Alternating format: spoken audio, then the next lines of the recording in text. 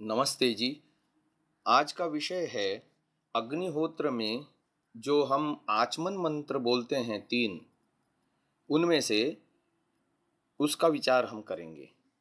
प्रथम मंत्र है ओम अमृतोपस्तरणमसि स्वाहा, ओम अमृतापिधानमसि स्वाहा, ओम सत्यम यशः श्रीर्मयी श्रीः श्रयताम स्वाहा। पहले दो मंत्र एक जैसे लगते हैं, अमृत अमृत, पर दो शब्द अलग अलग हैं। एक है उपस्तरणम असि, दूसरा है अपिधानम असि। उपस्तरण कहते हैं बिछोने को अथवा आधार, बेस को, और उसके ऊपर कोई चीज आवरणित की जाए, ढकी जाए। जैसे बिछोना है तो ऊपर ओढ़ना है, तो ओढ़ने को अपिधानम कहेंगे, या ढक्कन को जिससे ढक दिया जाए या आवरणित किया जाए उसको कहेंगे अपिधानम। तो अमृत है ओढ़ना मेरा, अमृत है बिछोना मेरा, या अमृत है बेस मेरा, अमृत है आवरणित मुझसे। यह अर्थ हो गया पहले दो मंत्रों का। तो अभी मृत क्या है, अमृत क्या है, इन दो चीजों को अलग अलग समझेंगे, तब इन मंत्रों का मंत्र क्या कहना चाहता है ये हमको पकड़ में आएगा। इस संसार को मृत्यु लोक कहते हैं, मर्त्य लोक कहते हैं। मृत्यु लोक छोड़ करके चला गया, यानी जीवात्मा जब किसी की मौत हो जाती है तो कहते हैं ये पार्थिव देह उसका रह गया और मृत्यु लोक छोड़ करके जीवात्मा चला गया। तो मृत है ये संसार। क्यों मृत है? क्योंकि ये उत्पन्न होता है और नष्ट होता है। जो चीज कभी उत्पन्न नहीं होती और कभी नष्ट नहीं होती उसको अमृत कहते हैं। तो अमृत क्या है? अमृत है आत्मा, अमृत है परमात्मा, जो कभी पैदा नहीं होता, कभी नष्ट नहीं होता। तो यहां पर यह तात्पर्य है कि मैं ईश्वर रूपी बेस में रहता हूं। ईश्वर रूपी मेरा बिछोना है, ईश्वर मेरा ओढ़ना है। अमृत है बिछोना, अमृत है ओढ़ना। अमृतोपस्तरणमसि अमृतापिधानमसि। अब आते हैं, पर ये आसान नहीं है।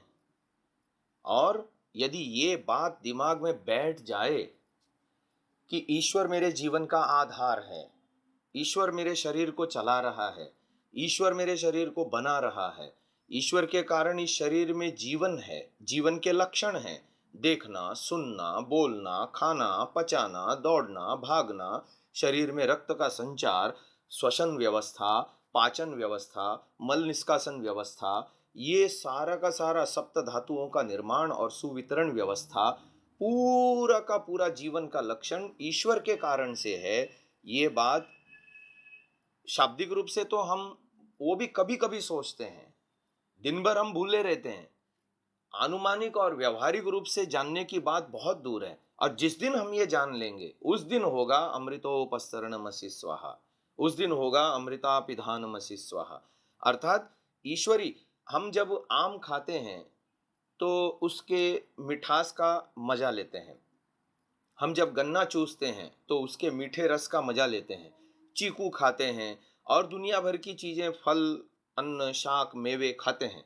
लेकिन उसको बनाने वाला, उसके अंदर वो रस भरने वाला, उसके अंदर वो पौष्टिकता उत्पन्न करने वाला, क्योंकि ये सारी क्रियाएं ज्ञान विज्ञान पूर्वक हो रही हैं, वो ज्ञान विज्ञान की स्थापना करने वाला और प्रत्यक्ष रूप से उसमें रह करके उन चीजों को उस रूप में सामने लाने वाला। इतना ही नहीं, जो हमारे शरीर में इंद्रियां दी हैं, जो स्वादेंद्रियां दी हैं, और फिर उसको ग्रहण करने की क्षमता दी है, और फिर उसको अनुभव करने के लिए बुद्धि, मन, ये सब दिया है, सब ईश्वर ने दिया है। और ईश्वर सर्वत्र व्यापक है इन चीजों में। लेकिन हम दिन भर भूले रहते हैं, ईश्वर द्वारा प्रदत्त चीजों का प्रयोग करते हैं और ईश्वर को बिल्कुल इग्नोर कर देते हैं, स्किप कर देते हैं। ईश्वर की भूमिका ही हमने रद्द कर दी है अपने जीवन में से। सुबह से लेकर शाम तक कितने देर हम कितनी चीजों के साथ ईश्वर को जोड़ के देखते हैं, जबकि ये वास्तविकता है। ऐसा नहीं कि हम कल्पना में जी रहे हैं। यदि हम ये सोच रहे हैं कि आम के अंदर रस ईश्वर ने पैदा किया है तो ये कल्पना नहीं है।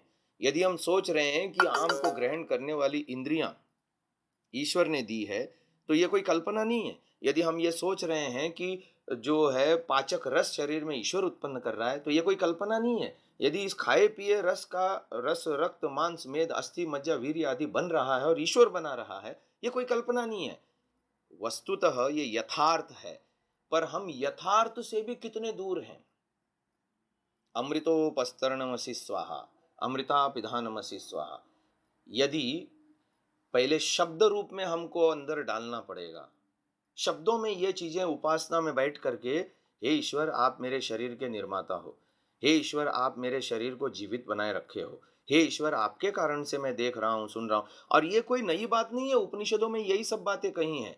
यद वाचानभ्युदितम येन वागभ्युद्यते तदेव ब्रह्मत्वं विद्धि नेदम यदिदम उपासते यत् श्रोत्रेण न शृणोति येन श्रोत्रमिदं श्रुतं तदेव ब्रह्मत्वं विद्धि नेदम यदिदम उपासते यन्मनसा न मनुते येनाहुर्मनोमतं तदेव ब्रह्मत्वं विद्धि नेदम यदिदम उपासते, है ना। यत् चक्षुषा न पश्यति येन चक्षुंषि पश्यन्ति तदेव ब्रह्मत्वं विद्धि नेदम यदिदम उपासते। तुम जो सोचते हुए कान देखते हैं, वाणी बोलती है, आंखें कान सुनते हैं, आंखें देखती हैं, वाणी बोलती है, मन सोचता है, ऐसा बिल्कुल नहीं है। जिसकी शक्ति से मन सोचता है, जिसकी शक्ति से जो है ऊर्जा से आंखें देखती हैं, रूप को दिखाती हैं, जिसकी शक्ति से कान शब्दों को सुनाते हैं, जिसके ऊर्जा से ये वाणी में बोलने की प्रक्रिया हो रही है, उसे तू ब्रह्म जान। तो ये तो ईश्वर, ये तो उपनिषदों में भी कहा गया है, परंतु हम दिन भर भूले रहते हैं। हमें इस बात का अभ्यास करना होगा पहले शाब्दिक रूप से। शब्दों में हम इस चीज के संस्कार अंदर डालेंगे। शुरू शुरू में अटपटा लगेगा, ये क्या हो रहा है, पर यही वास्तविक स्तुति है ईश्वर की। जो जैसा है उसको कहना स्तुति है। और ईश्वर के संदर्भ में जो अज्ञान हमारे अंदर भरा है, जो ईश्वर के विषय में होते हुए भी न होनेपन का जो एहसास है हमारा, इसको नास्तिकता कहते हैं। इस नास्तिकता को दूर करने के लिए शब्दों में पहले अंदर संस्कार डालने पड़ते हैं। शब्दों के संस्कार अंदर अच्छी तरह से बैठ जाएं तो फिर आनुमानिक, फिर वो अनुमान करता है, क्या ईश्वर के बिना ये शरीर बन सकता है। यदि जीवात्माओं की सत्ता से ये शरीर बनता तो जीवात्मा एक खून का बूंद भी अपने लैब में नहीं बना पाया, अपनी प्रयोगशाला में खून का एक कतरा नहीं बना पाया। यदि बना सकता होता तो बना लेता, पर नहीं। हाँ, ईश्वर ही बनाता है, ईश्वर ही चलाता है। जीव के बस की बात नहीं है। सारे जीव मिलकर के भी किसी दूसरे व्यक्ति का शरीर का एक अवयव नहीं बना सकते, घास का तिनका नहीं बना सकते, धरती का एक टुकड़ा नहीं निर्माण कर सकते। उत्पन्न करने की बात है, नहीं कर सकते। और फिर कितनी सूक्ष्म, अणु से भी सूक्ष्म संरचना को ईश्वर अंजाम देता है और ये सृष्टि रूप में लाता है। पर चूंकि ये सारा का सारा परोक्ष है, इसलिए दिमाग नहीं बनता। अच्छा, ईश्वर के द्वारा सारा का सारा मुफ्त मिलता है, इसलिए भी अमृतोपसरणमसि का भाव नहीं बनता। यदि ईश्वर इस पर चार्ज लगाए, जीवों पर ईश्वर को कुछ चुकाना पड़े, हमको जो जो सुविधाएं हम ईश्वर से ले रहे हैं, उन सुविधाओं के बदले में हमको कुछ चुकाना पड़े, तब उसका हम मोल करने लग जाएं शायद। क्योंकि हम लोक में देखते हैं, जिन जिन चीजों को हमको मूल्य चुकाना पड़ता है, उस चीज को हम जो है उस चीज के प्रति हम जागरूक होते हैं कि वो बिगड़ न जाए, उस चीज का सही सदुपयोग हो। लेकिन जिस चीज का मोल नहीं होता, लोक में भी वो चीज कौड़ी मोल होती है हमारे लिए।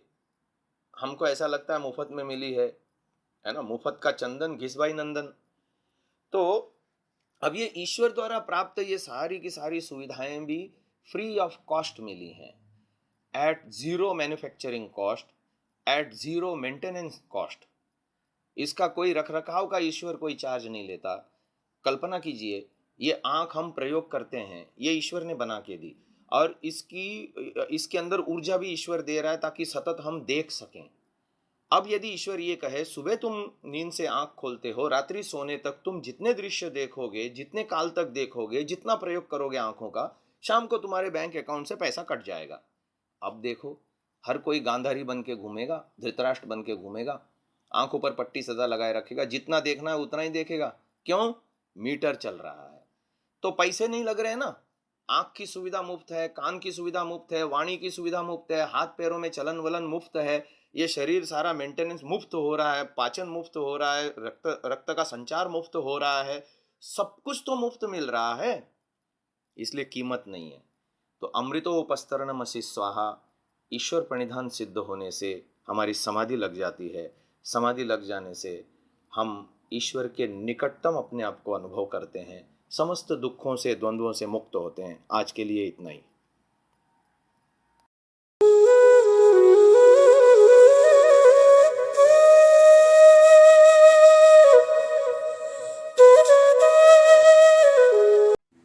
डाउनलोड सांसा ऐप, आरवीरदल ऐप, विजिट sansa.org, rvirdal.in।